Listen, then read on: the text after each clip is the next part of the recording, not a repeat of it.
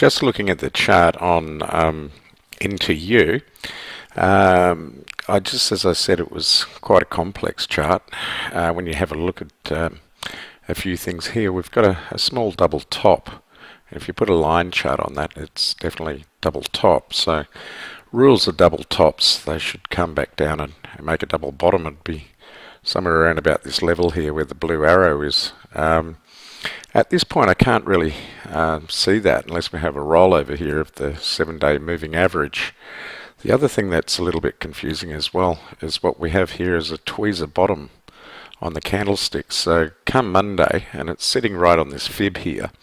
This fib has taken the overall of the run from the low back down here around about 5.5 right up to 35 odd cents. Okay. The other thing to bear in mind, it's still got a gap here at 24.5 and a gap down here at 18.5. Another thing to note as well is the expert advisor I've got on here, which is the Turtle Trader, has put in 3 buy signals, one back down here at 10.5 cents and one here at 18.5, another here at around about 21. Now so far it hasn't put in a turtle stop or a sell signal.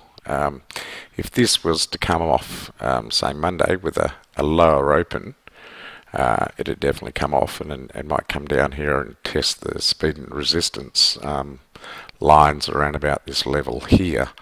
Okay, and also we have this fib level here as well, which is just below the gap. Okay, so let's just bear that in mind. That's why I was saying it was pretty complex, and to me the daily indicators, if we have a look at these here, the MACD is definitely come off, okay, and wants to come back down, maybe turn at this divergence point here. This is a fast stochastic, okay, a 5, 3 and 3. It's one you'd use more for day trading, okay, basically, and it's on the turn as well. The interesting thing is here is a normal stochastic has done a nice little divergence here, so that was a little bit confusing as well, where the DEMA has definitely picked a top at 70, and that's the range I'd expect the DEMA to top out at. Whether it comes back down and runs off this little divergence is something else we'll really need to see as well.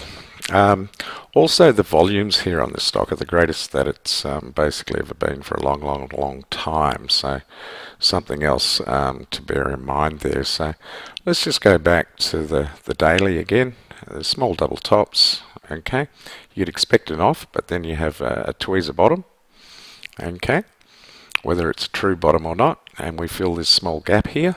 And by the way, let's just have a look at that gap. It is right there, and it was formed on a day without greater than usual volume.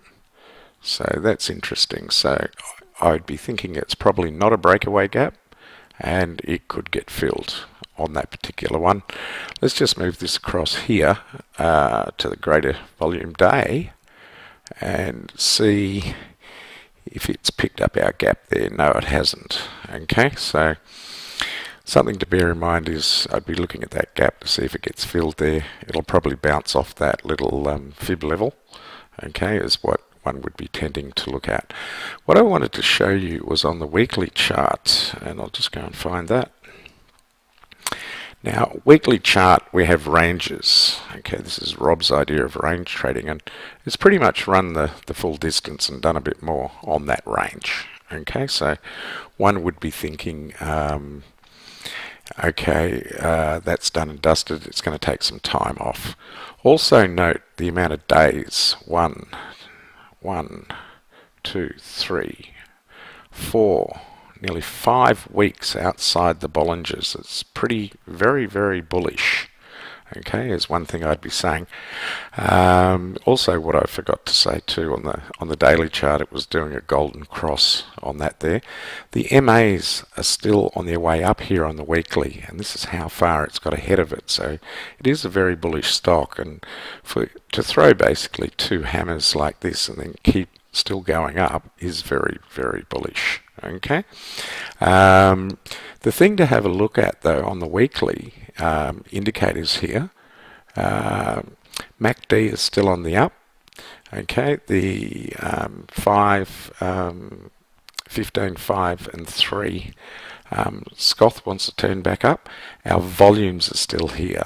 Okay, our DEMA is just hitting through the 54 and it's pretty much gone a vertical. Okay, what I usually find with a 54 on a DEMA, a stock will go through it, it will then come back down, retest it or just go below it, and then it goes again. So I'd say longer term on this stock here, I'd still be thinking it's quite bullish. Okay, is what I'd be thinking about there. You sort of got two conflicting charts, the weekly and the daily. But just go back to the daily again. You would still be looking at this stock, and I'd be thinking it really needs a little bit of time off, but I don't know if it's going to do that or if it's just going to have a down in the start of the week and then finish up high again at the end of the week. Our golden cross, as I was saying here, is still in play. Usually what happens when you get a golden cross like this, when the 50-day does go through the 200, which is the purple and the blue, it usually does have a break. It usually has a little bit of time off. If you have a look at PK at the moment, it's done virtually exactly the same sort of thing as what this stock chart's doing. So yeah, to me, I'd still be quite very bullish on this here, and as I said, the turtle trader hasn't thrown any stops. Whether if it comes off on Monday, it just may do that. Okay. Also weekly wise, just weekly, we'll go back to it there as well, and we'll put the turtle onto that, and he's thrown a turtle stop in here and a turtle buy in here at around about 13-14 cents. So still no turtle stops up here like you see here. Still hasn't happened on the stock at the moment. Okay, anyway, I think that's about done.